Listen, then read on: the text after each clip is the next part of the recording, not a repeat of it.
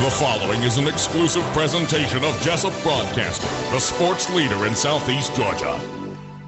World famous. The world famous Butch and Bob Show. That's us. Good morning, everyone. Big Dog Country Radio, WIFO FM in Jesup. It is a Monday morning, the 18th day of March. We appreciate you waking up and tuning in with the Big Dog. World famous Butch and Bob Show, brought to you by Mike Birch Ford in Blackshear, by Murphy Builder Supply on Northeast Broad Street, also by the Women's Health Center in downtown Jesup and the Wolf Animal Hospital on West Cherry Street. Good morning, Bob. How are you? I'm good. I'm here. You're getting ready to fill out all them brackets and get ready to play for steaks? Steak dinners. I got to figure it out. You got it all? You got it figured out already? I said I got to get it. Oh, you got to get it figured out. You got to do your research, right? You got to crunch them numbers and read and research and all that. Just surprising. 3 ACC teams got three of the four number one seeds. Isn't that amazing? Surprised me. How does that happen? I thought Michigan State, after they won the Big Ten title, would have got one of those, but it is what it is. So it is what it is. See how it plays out. I could see Georgia State get in. No Georgia, no Georgia Tech, no Georgia Southern, but Georgia State. Georgia State got it there? Georgia State won their Sun Belt Conference. Amazing. So well, way to go. At least we got one Georgia team. At least we got one Georgia team in there. Yeah. Hope they'll do well. Any of the Georgia teams making the other tournament? I don't know. You don't know? It's not important, so that's what it stands for. That's what the NIT stands for, not important. Not important. If they want to get in it, fine. I don't think they've had a good enough season to get in there. Georgia was terrible this year. Absolutely terrible. Tech wasn't much better. So. Remind me of when I was going to University of Georgia. You know, it was big stuff up in the community bathrooms. You know, fire whatever the name of the coach was back then. We had good basketball teams. I will tell you, we had Dominique Wilkins. Yeah, y'all had good ones. Yeah, Durham was good, fun times back then. Yeah, well, not in the not from when I was there, from 72 to 76. But we regress here. We got guests in here this morning. World famous Butch and Bob Show. Who are our guests, Bob? We got Timmy Rozier and Joseph Puccio. Again, they had the big steak cook-off this past Saturday. If anybody was driving downtown, you saw the road was marked off, and all the grills were down that road. It was a sight to behold. I had a chance to go down and watch them draw the winners for the grill and announce the winners, but saw Timmy and Joseph said, you might as well just come on in Monday on the Butch and Bob Show and give us the list of winners. Never saw so many people from Florida invade Jesup, Georgia in my life, and it was all the winners. There's a lot of steak competition people it was there. hard. They had a team from New Zealand. Is that right? New Zealand? Or Netherlands. Netherlands. All right. Yeah. They didn't come over here for it, did they? Yeah, they were here. They came here just for this. Well, I think they were visiting some family in Orlando, but they came up. Yeah, they came up. Okay. They didn't have a grill, a spatula, a tent, a chair, nothing. We found them everything they needed to come and cook. So. Did they win anything? No. Okay. But they had a good time. They had a good time. Everybody had a good time. They had a really good time. Everybody was just complimentary of the city, Jesup and Wayne County. They enjoyed it. I guess indoor bathrooms was the big hit because that's all the women kept talking about, how they were impressed they had indoor. So apparently where they go otherwhere, they must use a porta potty. That's usually what we had to use. So that was at the train depot, right? They ever used those bathrooms at the train depot in downtown Jesup. Yes, and everybody was tickled to be in Jesup, Georgia. They didn't know what they were coming into. We didn't know. You know, when we came here the last time, we figured we were going to have 25 to 30 teams. We wound up with 52. Wow, that's a lot of steaks. There was both sides of Broad Street were lined with tents. Besides Sugar and Spice, we were all set up. There was 6 or 7 teams of us down there because we didn't have enough room to put everybody. That's a good problem to have.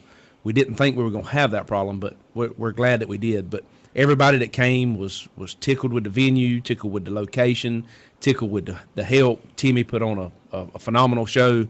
The Shriners, all of the Shriners that were there, helped in every way they could. If somebody needed a bottle of water or a paper towel or whatever they needed, somebody was there to help them. And you said we put this on. Who is we?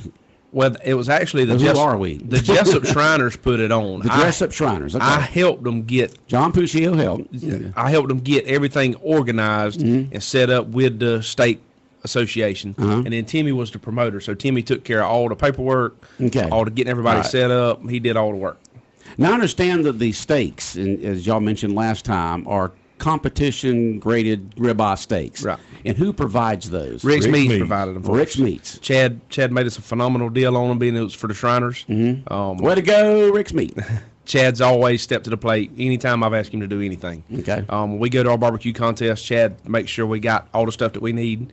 So Chad's just phenomenal to us, and he's phenomenal to anybody in the county that goes to him.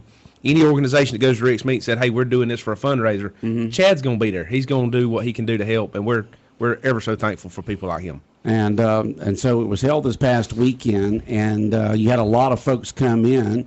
How did the competition go itself? Who are the judges from? They bring their own judges. Judges are from everywhere. They sign up. Bring them? The SCA, the organization. Okay, the organization that does. When you pay them to put on the event, they take care of getting the judges. Okay. They handle the sign up for the teams. The only thing we have to do is the legwork, get the stakes and the necessities that we have to put on the contest. They bring the judges. They bring the scoring system. They do all of that part. Okay. We sold we had 114 competition stakes for the teams. Every one of them was gone. We had 60 other stakes set aside for dinner plates and stuff like that, and ended up having to go get 20 more. So we did 194 stakes Saturday, and there wasn't nothing left. Lots over. of beef. Nothing. Not even gristle for the dogs, huh? No. All right. Somebody asked the question I was thinking too. How do you how do you judge 52 different pieces? Well, after a You while, can ask. doesn't You it can start ask. tasting? Yeah, You can ask right. Ronnie Jones, and Larry Bradley. They made a few of them go in there and they eat 52 different pieces of steak, and then they had to eat 24 chicken wings. It made them help judge. Ronnie told me he was about to split wide open. It was what they normally do is they split up in tables. There'll be 5 or 6 judges to the table. They bring in a steak, and those 5 will take one bite of it, and then there'll be another table with the next steak that comes in, and they just kind of pass them around. That way, every person doesn't have to eat every steak. They got a certain usually how many judges, how many teams determine how much they have to eat. And what do they judge them on? The last time you hear, there's different categories. Taste, texture, appearance, doneness, and overall impression. Okay. The grill marks actually weigh in on their decision on. So They say it's not supposed to, but they lie. Well, would you say there were more teams from the state of Georgia or more teams from the state of Florida? I'm gonna say Florida. Florida, wow. Everybody that seemed to win was from somewhere from Florida. So. Yep. But you Jason got Smith, I think, won he's first from place. Jacksonville, He's yeah. from Jacksonville. Yeah, we'll go through the list of winners. We got to send a big thank you to Colby at Harris Ace. Yes. He donated probably a $1,300 Traeger pellet smoker, and that man was tickled to death to get that thing. So Wow. That'll be Now, beneficial. was that a raffle or was that the Yes, top? sir. Yeah, that was a raffle. We sold 1,000 tickets for And had for how that. much per ticket? $5. $5. So Lots of money raised for the Shriners. Yes. Okay. It's Of all course, for a good cause. If everybody knows the Shriners hospitals, the free medical for the kids and that kind of stuff, you can't ask almost for a better. It's one of the better causes out there. Let's just put it that way. There's a lot of good ones, a lot of great ones, but the Shriners hospitals are just invaluable to the children of this nation But for $5 and a the piece, parents too, of course. $5 a piece. I mean, who wouldn't have bought some? Most of the ones we sold, they bought a whole book. So Well, you got the list of the winners. Yes, They had- I do. They had We a had- chicken category and a steak category. Yes, Is that correct? we had a chicken category. The chicken wings, they only recognized the top 3. Third place was Tom Rogers. I have no idea where he's from. Second place was Jerry Buckin. He's a friend of mine from Brunswick. Does heating and air work down there. First place was Tona Pendray. She's from Live Oak, Florida. And she's actually in the top 10 in the ancillary category with the State Cook-Off And what Association. category was this again? Chicken wings. Chicken wings. Okay. Yes. And then 10th place in steak was Jonathan Bishop. He's from Williston, Florida. 9th place was Laura Haskett. She's from Jacksonville, Florida. 8th place was Laura Ragland. Laura's from St. Augustine, maybe. yeah. 7th place was Brian Robertson. I don't know him. 6th place was Amy Buckin. She's also from Brunswick, Georgia. Her husband's Jerry. 5th place was Paul Herring. 4th place was Jimmy Ragland. 3rd place was Russell Wright. He's from Sonoa, Georgia. 2nd place was almost a local boy, Daryl Strickland from Blackshear, Georgia. His brother's the head football coach in Pierce County. So he's a good friend of ours. And then first place was Jason Smith. Huh? He's an EMT in Yes, Blackshear, EMT. right? Yep. That's what I thought. He just got married a couple weeks ago. And then first place was Jason Smith, and Jason's from Jacksonville. So A lot of Florida teams. Well, when the Rotary Club used to do the barbecue, the sanctioned barbecue cook-off of the Jesup Archers, they brought in the Florida Association. Right. So cooking steaks and chicken and butts and all that kind of stuff is a competition. They have apparently some active organizations in Florida because when we actually the steak thing here, most of the winners from Florida. We actually cook with their barbecue association in Florida, and they have a lot of teams and they have a lot of contests. So, but it's you got Jacksonville. There's piles of people in Jacksonville. So, I mean, it's not hard to find 8 or 10 that know how to cook a steak down there. And they have a lot. The actual organizers from Hilliard, Florida, or Yulee, somewhere right there, and he puts on a lot of events down there. So they already got a following around his hometown down there, around Jacksonville, and they do several events like this every year down there for a church. They raise good money for a church down there, but they got a good following that stays pretty well with him everywhere he goes. So if he's the lead rep for a contest, they'll come. So Okay. Bob, your buddy Reed, he brought all his stuff up there, and he was getting ready, and he come over there to the trailer and was watching Joseph and Jasper do their steaks. And he said, "Man," he said, I wasn't prepared for this, but I'll be ready next year. He said, "I didn't know." Joseph, did you cook? yes, Okay. yes. He said, "I had no idea there was so much went into this thing." Did you ask the judges anything about your steaks? Of course, they don't know who they're Right. They're And tasting, so you would have no They idea. judge by number. Yeah, they score them and give you a number, Yeah, and then they so call they out. have no don't- idea. When, Okay. when they call out the winners, they don't even know who won. Right. You just wait to hear somebody scream. And Bob, I guess you saw that. I saw that. I was sitting there by Reed. Yeah. I think he was excited. One time I think he was like one number off. He got it. Yeah.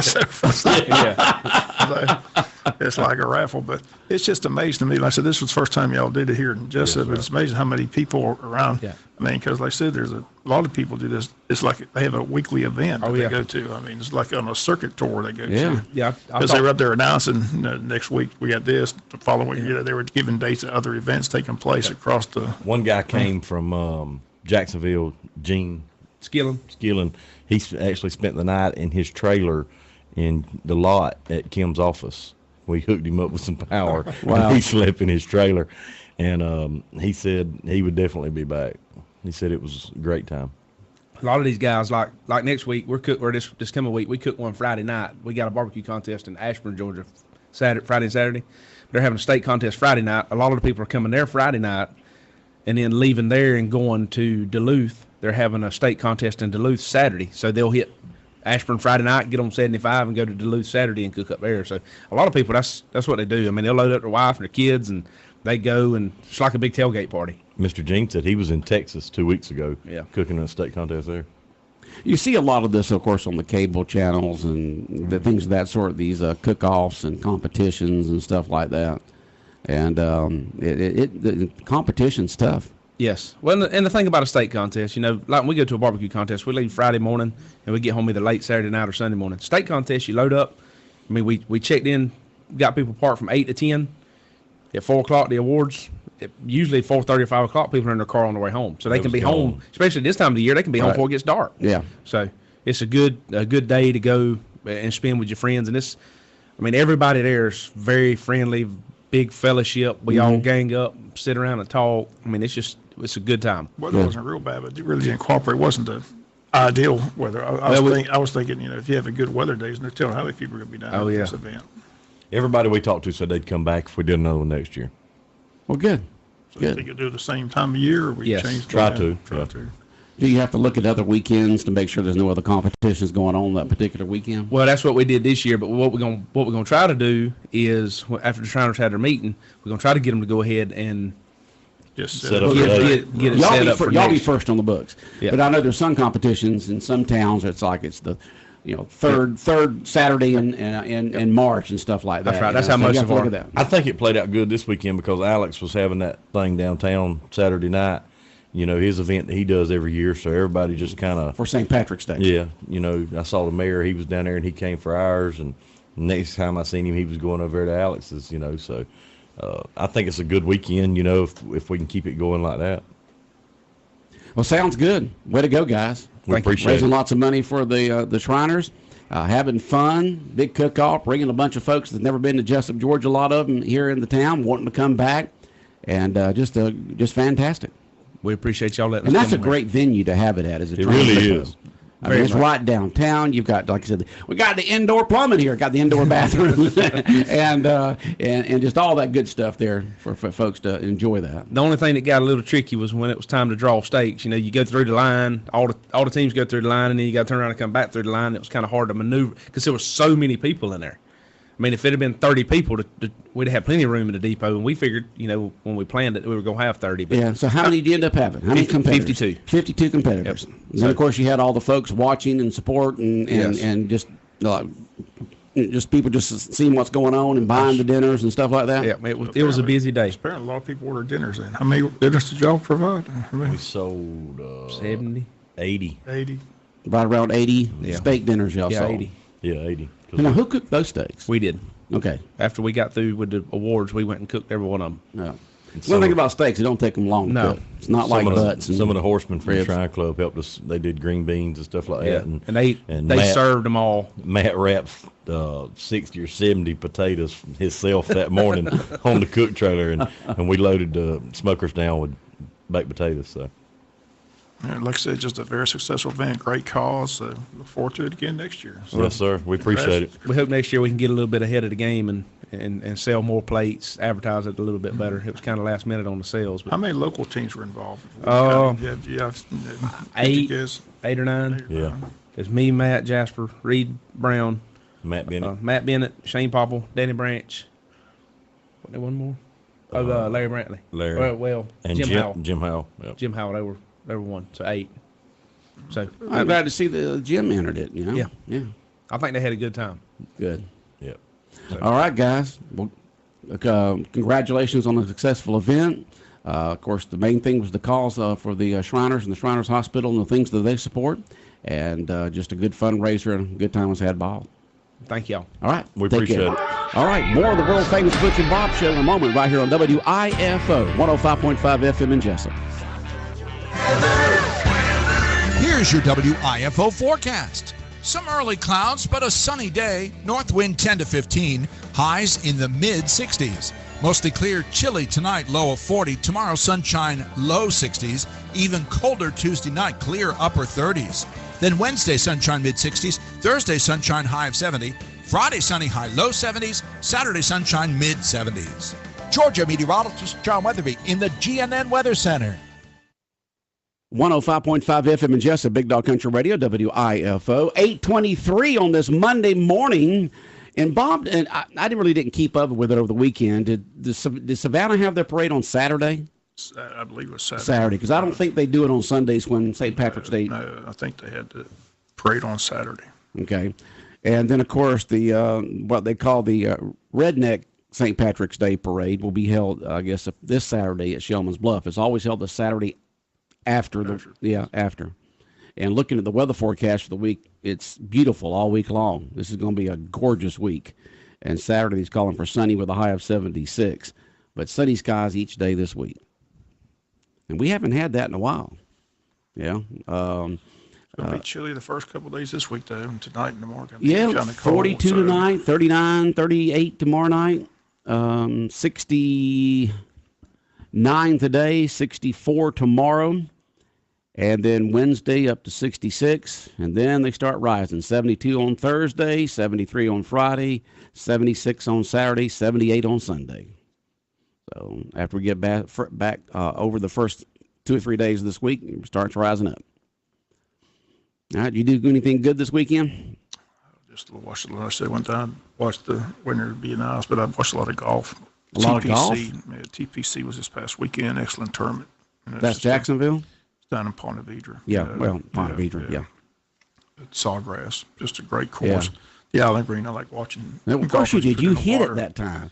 That's right. In that round where they had media down there, you still chipped got that it. thing right That's over the right. water and landed right on that That's green. right. That's my most prized possession. You saved that ball? No, I got the plaque. Oh, you got the plaque. Oh, they give you a plaque if you do that. Plaque if you hit it. Too. So I still have that plaque. That's one of my most prized possessions. I hit the Island Green. So when I watch those pro golfers put in the water, I start laughing. No, I even hit the green.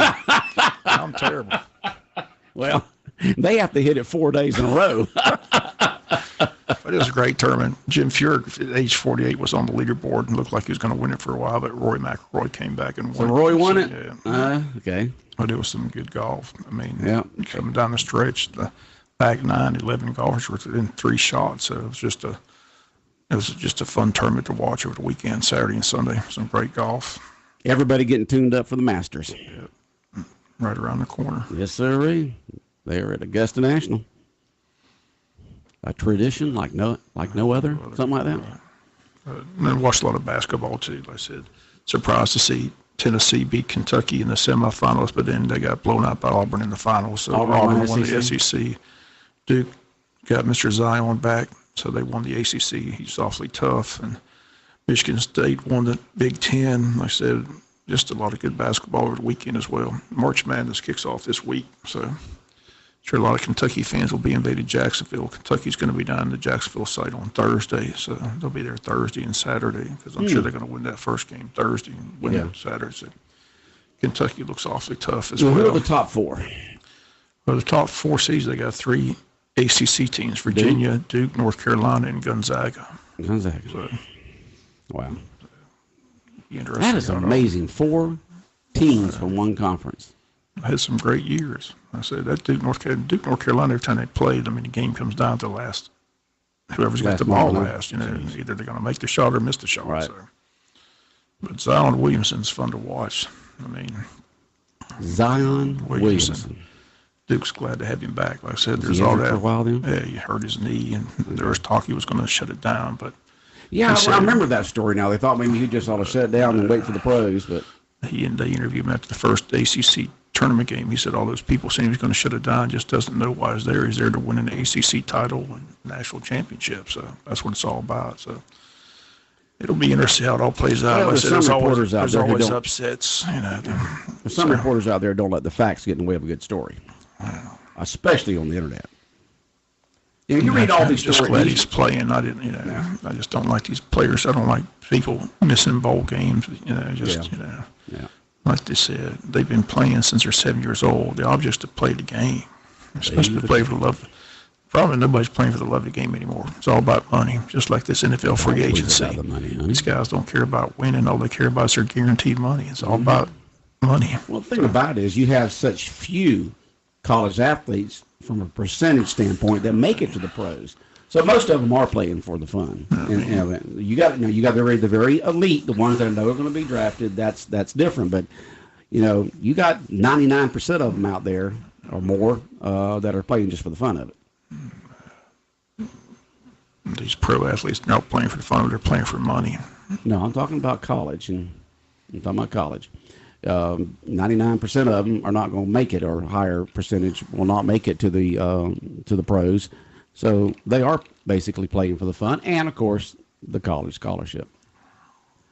Well, I know there's a lot of worried athletic directors and school principals throughout the state of Georgia right now, with Colquitt County firing their head football coach, who has proven to be one of the best high school football coaches there is. Colquitt County will be looking for a new head football coach, so I know everybody's wondering, who's going to lose a coach?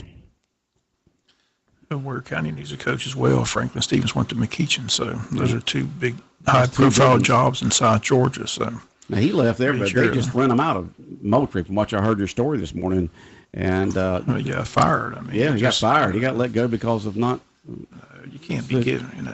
There's just some bad stories coming out of Colquitt. The Moultrie Observer got the investigative report, and basically the big issue was he's apparently giving kids medication and pills and things like that. Well, that's the thing about it. These days, I got from a friend of mine in Moultrie. One of the kid had a bad reaction, went to the hospital, and that's how it all got uncovered. Then they investigated. Apparently, doesn't pay his taxes. But I thought allegedly we had that. No, it's factual. No, it's not allegedly. It could be factual. No, it's fact. You're saying it's fact. They got the tax record. They got the tax record. It shows that he didn't pay. Yeah, I got exactly how much he owes. Well, that's automatically taken out. What does he do? Take 10 deductions and then goes back taxes. Yeah. There's nothing allegedly to it. Let me give you the exact figures. Give me the exact figures, Bob, on the head former head football coach, athletic director, Colquitt County, the coach who just got fired for various reasons. Yeah, for various reasons. You know, nice thing about it is students cannot take to school these days aspirin or leave or anything. They can't take it with them. If they need medication there, they have to go to the school nurse. And then, both federal and state back taxes. There's $300,000 in federal income taxes and $143,000 delinquent state taxes. Those are facts, not allegedly. Not allegedly, those are facts. But Okay. what's interesting to me, when we had a situation with the coach, with all kinds of craziness, the school system said that all that was personal business and it wasn't none of the school system's business, but apparently it was Colquitt's business, as they got it factual. Or do you think that he'd have been let go if it was just the taxes? If he hadn't been all this other stuff, would he have been let go? They would have said that's his personal situation. But these other things added in with that. If he hadn't had the medication and whatever else they're coming up with, they might have said that just to hold on to him. Hey, that's his own personal tax situation. That's not our judgment. I'm surprised they fired him at all. He won 2 state titles, and the school superintendent's on record saying all they care about is winning football games. I mean, that's in the documentary that ESPN did.